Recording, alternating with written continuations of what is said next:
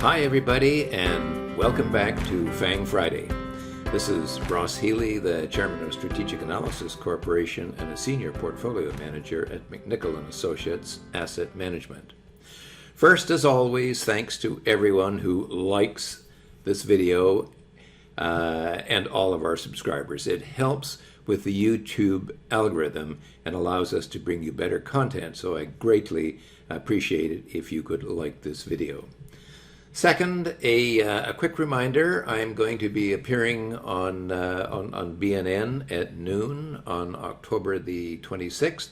That's still a few days off, but I thought I'd give you a heads up so you'll be better prepared to watch. You'll be able to do it afterwards, of course, and we will provide a link to you. Third, to reiterate what I said last week, this is now the reporting season for the FANGs, and I would expect that some of the values that we're showing you today will change. At least one, Apple, could change fairly radically because of its buyback program. So it will be important to stay tuned to FANG Friday for the next 2 or 3 weeks or so. Finally, if you've been watching FANG Friday and are interested in these proprietary valuation charts, which you can get only through our service, send us an email and we will see if the service is right for you. With that in mind, let's take a look at the FANGs. Well, we'll start off with the two stocks that we consider to be buy holds, and the first one is Apple, and Apple, of course, made a beautiful peak at its HB5. That's 26 times book value, and set back to its HB4, which is 20 times book value. And giving us actually a really beautiful buy here. Since that time, the stock has been oozing slowly higher, and if the market continues on to where I think that it will go on, we might have another chance at visiting the HB5 again. However, note that it is highly likely that the HB5 is not where I show it right now. Okay, at $143, because the share buybacks are likely to reduce that value by quite a bit. So we'll be watching this fairly closely, and I think they report in two weeks or 3 weeks from now.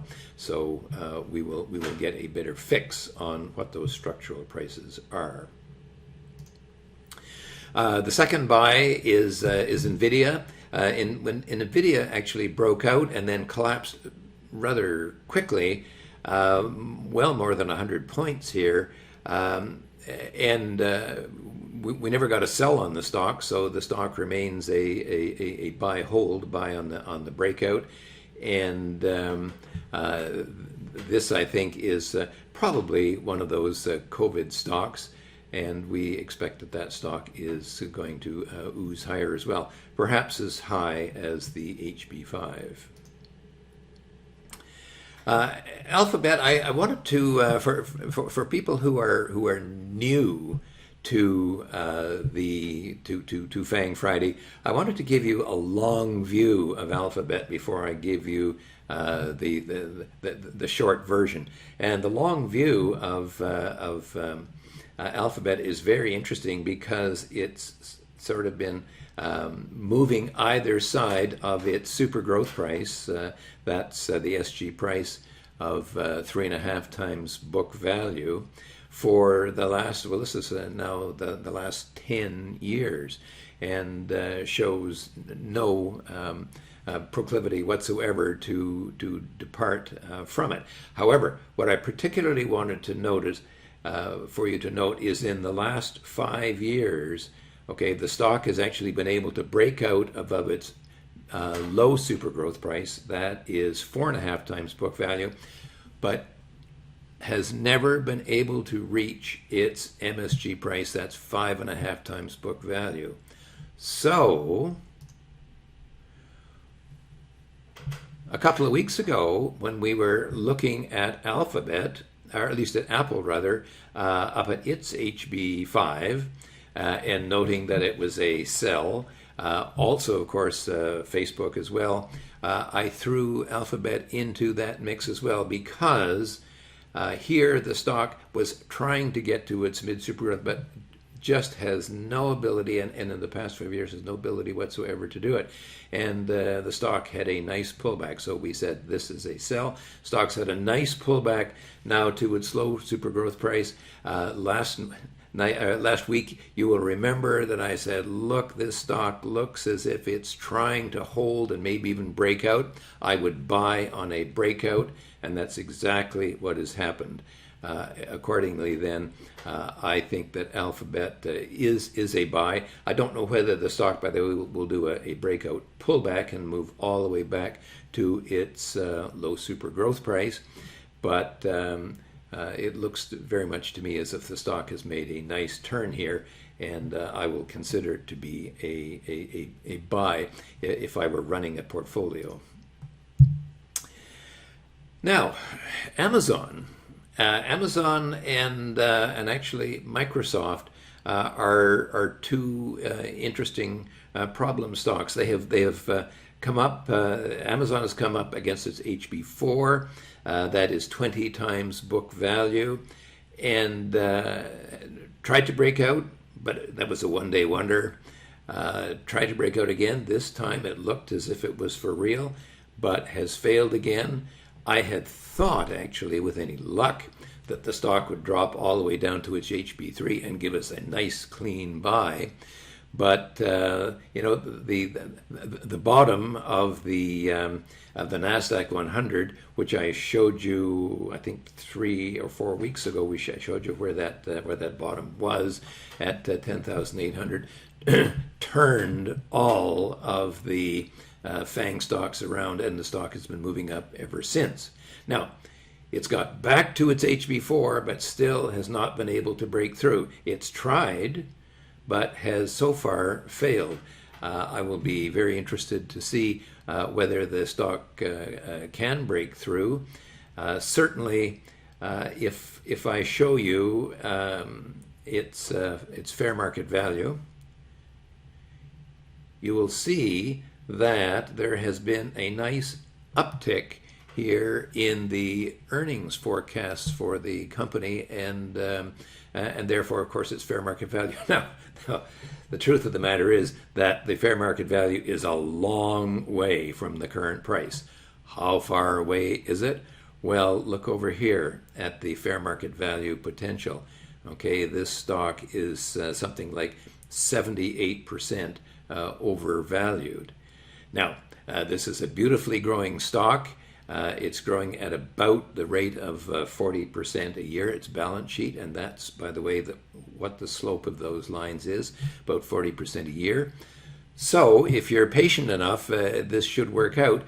However, if we get into a serious bear market, this stock, of course, could pull back quite a bit. However, for the time being, we're looking at a potential breakout, and we'll be watching the stock very carefully to see if it can hold. And the same thing is holding for Microsoft. Okay. In fact, these two stocks could be virtually clones of one another. Now, Microsoft, of course, is fundamentally trying to break out over its HB2. Okay, but like Amazon, and allow me to show you the fair market value. Its fair market value has ticked up recently, and you know, it's trying. So, and it's very close. So we will continue to watch this stock very carefully. Remember that when a stock does break out, however, you don't necessarily have to be sort of, oh my gosh, I got to rush and buy it. Typically what we get are breakout pullbacks, which is what I showed you when we looked at Alphabet. Netflix, well, Netflix has done just exactly that. Here, of course, is going to be one of the prime beneficiaries of a COVID-19 echo.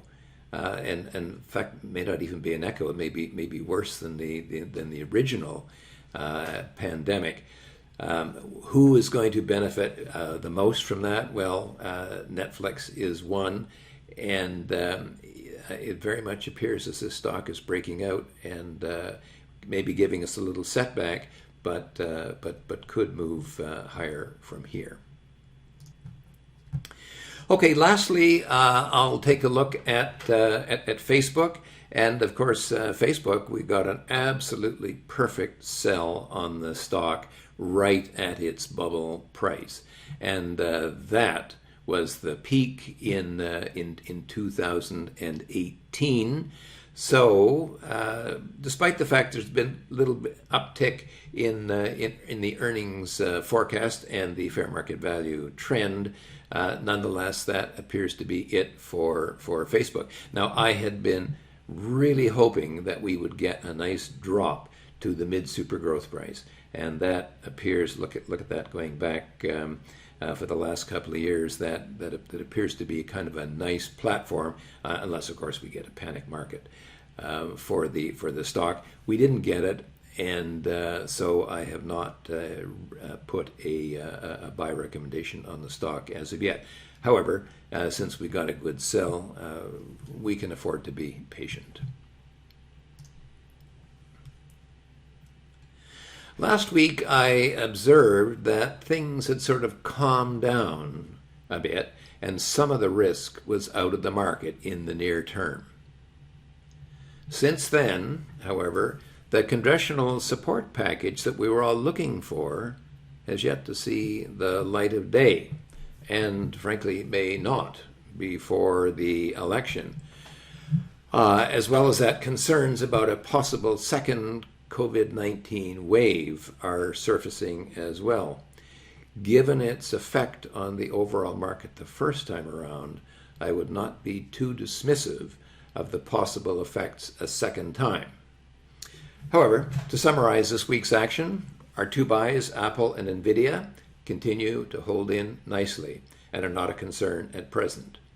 Do not be surprised, however, if very soon the Apple breakpoint values and the chart itself looks quite a bit different than today. 4 stocks have made an effort to break out in the past week. 4 stocks. That's quite amazing. Amazon and Microsoft both hit, momentarily exceeded just a little bit their structural resistance level, but both have failed to follow through as of yet. Netflix has done so, as the prospect of another COVID wave is now providing good support. Maybe this time the breakout will finally succeed. And Google has broken out. Last week I said I would take my heart in my hand and buy despite the marginal value. So far it is heart won, head no score. Nice to see. That leaves Facebook, which did not reach my downside target after giving us a perfect sell signal. Last week it was low enough that I observed that if you held it, it was too late to sell. It has had a rather tepid rebound since that time. I concluded that for now you should stick with the market. We had a close call back at 10,800 for the NASDAQ 100. But all continues to be well for the time being. I trust that you have jotted down that general market sell level for the NASDAQ 100 that I talked about, so you know what to do, don't you? Okay, if what you've seen interested you and you'd like to see what your own stocks are telling you, then send us an email at info@strategicanalysis.ca. As a reminder, clients get a lot of benefits, not just access to over 3,000 charts of North American stocks in both the US and Canada. We get trade ideas, weekly webinars, where we go into the nitty-gritty details of how to use the charts in order to become a better investor. And when you sign up, I will personally take you through our system on a one-on-one video conference and show you how you can use it to become a more confident and profitable investor. If this sounds like something that you think is in line with your goals, let's take the next step together. Anyway, for now, this has been Ross Healy, the chairman of Strategic Analysis Corporation and a senior portfolio manager at McNichol & Associates, reminding you that nothing, including investing, is difficult if you have the right tools. I'll see you next week.